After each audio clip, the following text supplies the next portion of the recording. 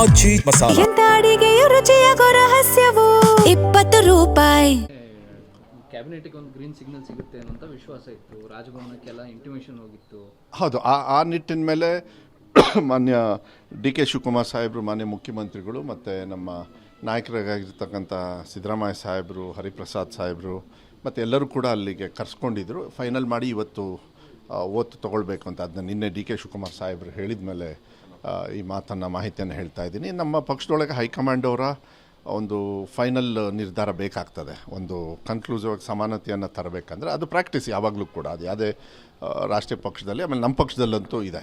So ಇವತ್ತು ನನಗನ್ಸುತ್ತೆ ನಿನ್ನೆ ಅದು ಆಗದೇ ಇರತಕ್ಕಂಥ ಕಾರಣಕ್ಕೆ ಇವತ್ತೇನು ವಾಪಸ್ ಬರ್ತಾರಾ, ಇಲ್ಲ ಮತ್ತೆ ಇವತ್ತು ಚರ್ಚೆಗೆ ಆಗುತ್ತಾ, ಇಲ್ಲ 2 ದಿವಸ ಆಗುತ್ತಾ ನನಗೆ ಗೊತ್ತಿಲ್ಲ. ಆದಷ್ಟು ಬೇಗ ಆಗುತ್ತೆ, ಅದು ವಿಶ್ವಾಸ ಇದೆ.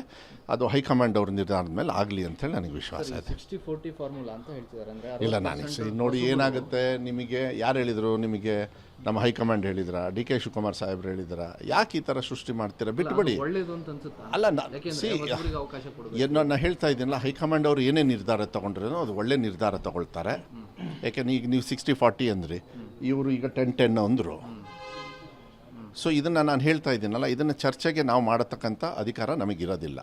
ಹೈಕಮಾಂಡ್ ಅವರು ಏನು ನಿರ್ಧಾರವನ್ನು ತಗೊಳ್ತಾರೆ ಅದನ್ನ ಪಾಲಿಸ್ಕೊಂಡು ಮುಂದೆ ಹೋಗ್ತಕ್ಕಂಥದ್ದು. ಈ ರಾಜ್ಯಕ್ಕೆ, ಭವಿಷ್ಯಕ್ಕೆ, ಮಕ್ಕಳಿಗೆ ಈ ಥರ ಅನಾಹುತಗಳಾಗದೇ ಇರತಕ್ಕಂಥ ರೀತಿಯಲ್ಲಿ ಅಧಿಕಾರವನ್ನು ಚಲಾಯಿಸಬೇಕು.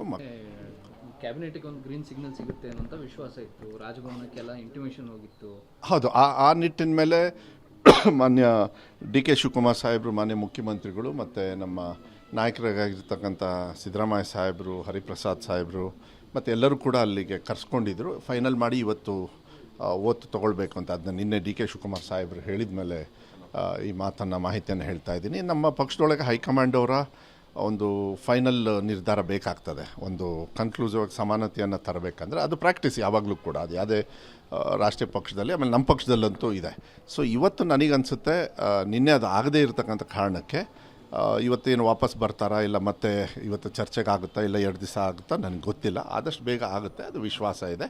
ಅದು ಹೈಕಮಾಂಡ್ ಅವ್ರ ನಿರ್ಧಾರದ ಮೇಲೆ ಆಗಲಿ ಅಂತೇಳಿ ನನಗೆ ವಿಶ್ವಾಸ ಇದೆ. 60-40 ಫಾರ್ಮುಲಾ ಅಂತ ಹೇಳ್ತಿದ್ದಾರೆ. ಅಂದರೆ ಇಲ್ಲ, ನಾನು ನೋಡಿ ಏನಾಗುತ್ತೆ, ನಿಮಗೆ ಯಾರು ಹೇಳಿದರು? ನಿಮಗೆ ನಮ್ಮ ಹೈಕಮಾಂಡ್ ಹೇಳಿದ್ರ, ಡಿ ಕೆ ಶಿವಕುಮಾರ್ ಸಾಹೇಬ್ರು ಹೇಳಿದ್ರ? ಯಾಕೆ ಈ ಥರ ಸೃಷ್ಟಿ ಮಾಡ್ತೀರಾ? ಬಿಟ್ಟುಬಿಡಿ. ಒಳ್ಳೇದು ಅಂತ ಅನ್ಸುತ್ತಾ? ಅಲ್ಲ, ಅವಕಾಶ ಕೊಡಬೇಕು. ನಾನು ಹೇಳ್ತಾ ಇದ್ದೀನಲ್ಲ, ಹೈಕಮಾಂಡ್ ಅವರು ಏನೇ ನಿರ್ಧಾರ ತೊಗೊಂಡ್ರೇನೋ ಅದು ಒಳ್ಳೆ ನಿರ್ಧಾರ ತೊಗೊಳ್ತಾರೆ.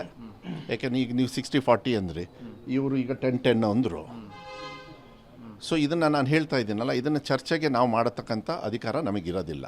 ಹೈಕಮಾಂಡ್ ಅವರು ಏನು ನಿರ್ಧಾರವನ್ನು ತಗೊಳ್ತಾರೆ ಅದನ್ನ ಪಾಲಿಸ್ಕೊಂಡು ಮುಂದೆ ಹೋಗ್ತಕ್ಕಂಥದ್ದು. ಈ ರಾಜ್ಯಕ್ಕೆ, ಭವಿಷ್ಯಕ್ಕೆ, ಮಕ್ಕಳಿಗೆ ಈ ಥರ ಅನಾಹುತಗಳಾಗದೇ ಇರತಕ್ಕಂಥ ರೀತಿಯಲ್ಲಿ ಅಧಿಕಾರವನ್ನು ಚಲಾಯಿಸಬೇಕು.